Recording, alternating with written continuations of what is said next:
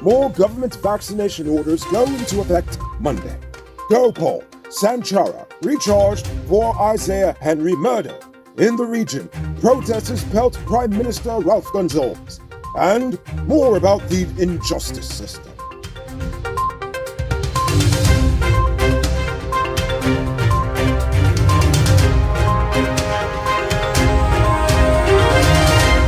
I am Noriko Bolford, and welcome to tonight's edition of Uncut News. The GRA and the Ministry of Health are the latest government agencies to allow only vaccinated persons to enter the building without an appointment. Starting Monday, only a hard copy of the vaccination card and one's ID will be accepted for entry. Otherwise, you would need to pay for your own test and set an appointment. This applies to visitors. And as for employees, they want you to get vaccinated. The same is true for the Ministry of Health's vaccination requirement. They are also asking all contracted vendors, as well as employees of the ministry, to get vaccinated. This also includes visitors and patients to the public hospitals. If you are seeking non-emergency medical attention, you will need to show a test result or a short record. But if you're seeking emergency medical attention, they will test you upon arrival. So don't worry if you fall and crack open your noggin, they won't turn you away just because you didn't get a shot. The International Organization for Migration estimates the number of Venezuelan migrants in Guyana could reach 33,000 by the end of this year. According to health authorities in Region 1, this is starting to put a strain on the local health system in Mabaruma and Port Khartoum. The further deteriorating situation next door is even forcing more of the indigenous Waru people to come off of their traditional lands and into towns on our side of the border seeking assistance. The full court has ruled that Jagdeo will not have to pay the $20 million libel lawsuit filed by Annette Ferguson until his appeal is heard. The court has also set October 14th for said appeal. Jagdeo is seeking an order to have the judgment thrown out altogether and is asking for more time to form a defense, claiming that his lawyer, Nondalaw, didn't have time to do so as he was too busy with more important things at the time, i.e. the elections. Anyway, don't be surprised if this defense costs him more than $20 million. Jagdeo would rather flush $20 million down the toilet than ever give up a dime to Ferguson. The DPP is reinstating murder charges against Anil Sanchara and Vinod Gopal for the murder of the Henry boys. The new joint charge comes almost 1 month after Magistrate Peter Hugh discharged Isaiah's murder matter against Sanchara and Gopal, citing that the state presented no admissible evidence of murder against the two. However, the men had remained on remand pending the outcome of the preliminary inquiry. The indictable charge was only read to Sanchara since Gopal was not present in court. The matter was adjourned till August 10th, 2021. Are you one of the chosen few that benefits from duty-free? If yes, then check out these amazing vehicles that just arrived at Best Buy Auto Sales. This 2016 Toyota Harrier Grand Sport Edition, this 2014 Range Rover Evoque, and this 2016 Lexus RX 200T are all on sale. They are all fully loaded and come with all modern features. Call or WhatsApp 662-0844 for more info, or visit their showrooms at Lot 171 Peterborough Street, Queenstown, or Lot 2 Lamar Street, and tell them Noriko sent you to get in on a sweet deal. Today, 55-year-old Peter Thompson was recently released from prison after serving 12 months for wounding his 2 daughters, only to be remanded yet again, this time for shooting at his daughter's friend. Thompson was not required to enter a plea to the charge, which alleged that on July 29, 2021 at Durban Street Lodge, he shot Sherry Ann Wills in the back for no apparent reason. Thompson was remanded to prison until August 16. Early this morning, a male pedestrian was admitted to the hospital with 2 broken legs and lacerations all about his body after being the victim of a hit-and-run collision along the railway embankment at Lilliendal on the East Coast. While details are limited, a license plate PZZ1276 was left at the scene of the crime.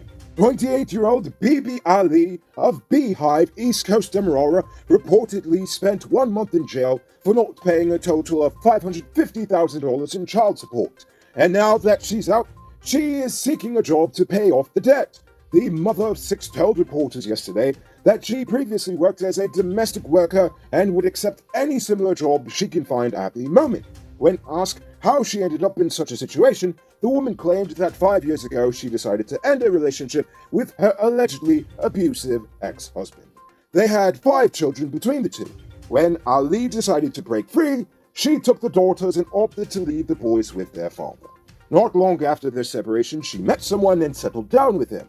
But when the ex-husband learned of this, her soon-to-be happy ending, he decided to sue for child support for the boys and won.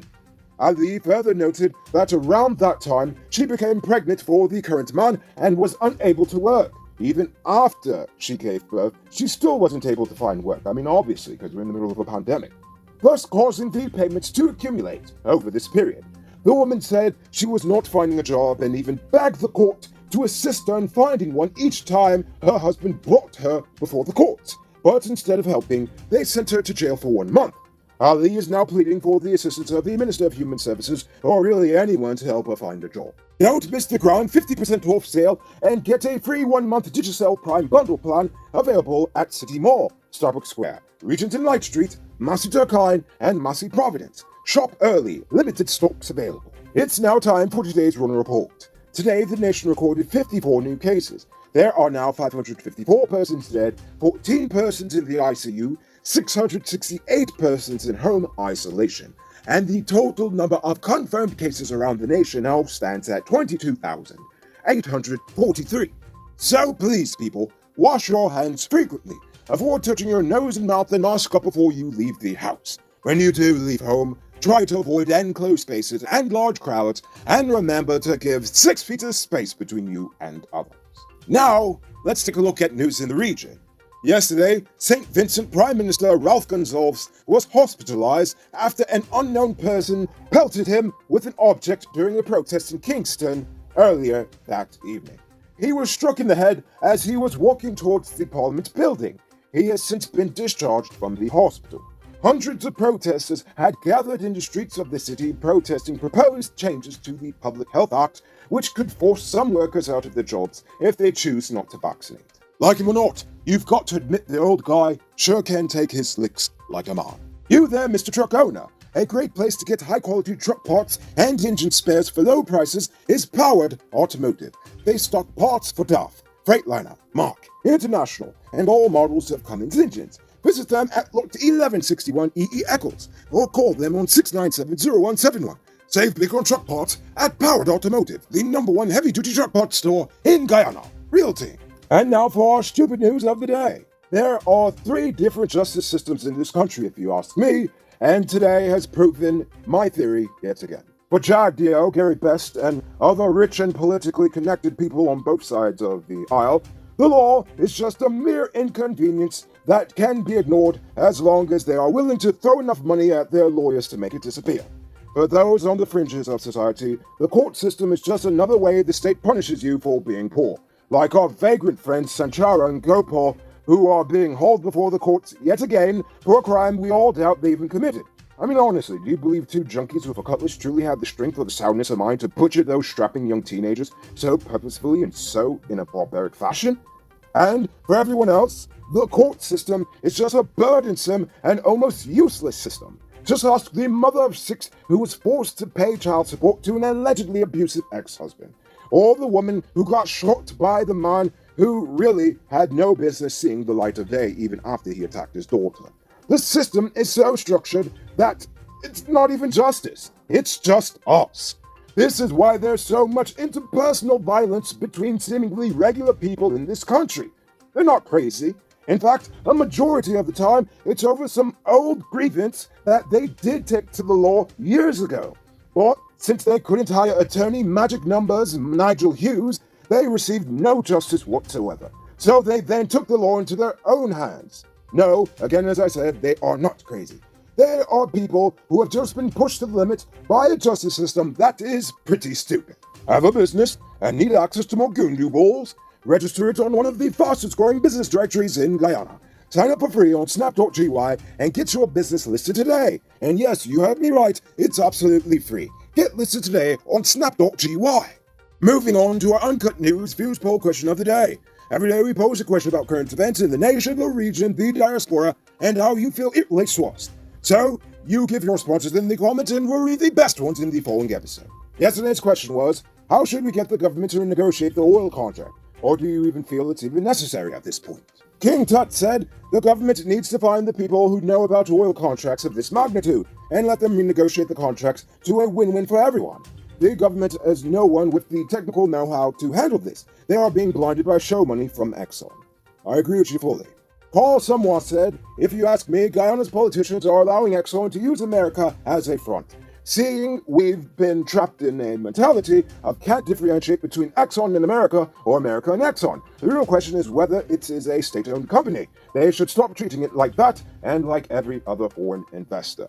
I agree with you 100%, Carl. You're absolutely correct. Kurt Beckles says, mass protest in the capital every Monday demanding it be renegotiated. They're making $47 billion and we're making $3 in royalties. Am I missing something? I wish that was the case, but no, you're not missing anything. I mean, that's at least what I'm reading here. And finally, Maja TV said, renegotiating that contract seems like a no, since it seems like Exxon has the government in their pockets. So, all we're gonna get is promises like usual. Well, you know me. I said no to corrupt contracts and no to corrupt politicians. Get rid of them both. For tonight's question, I want to know, do you support the further restriction of unvaccinated persons by the government or not? Think about that question and tell us in the comments below. If your response is good enough, we just might feature it in our next episode. Anyway, that's all the time we have for tonight. Check us out on Monday for another. Until then, I'm Noriko Bulford saying, have a great weekend. And as always, don't drink and drive, or you'll end up on Monday's episode the hard way. Ha-ha! Good night, folks. Hey, Uncut News viewers, thanks for watching. You can subscribe by clicking on this button over here, or click over there for more news. You can also drop a comment to let me know if you've made it to the end of the video. Goodbye for now.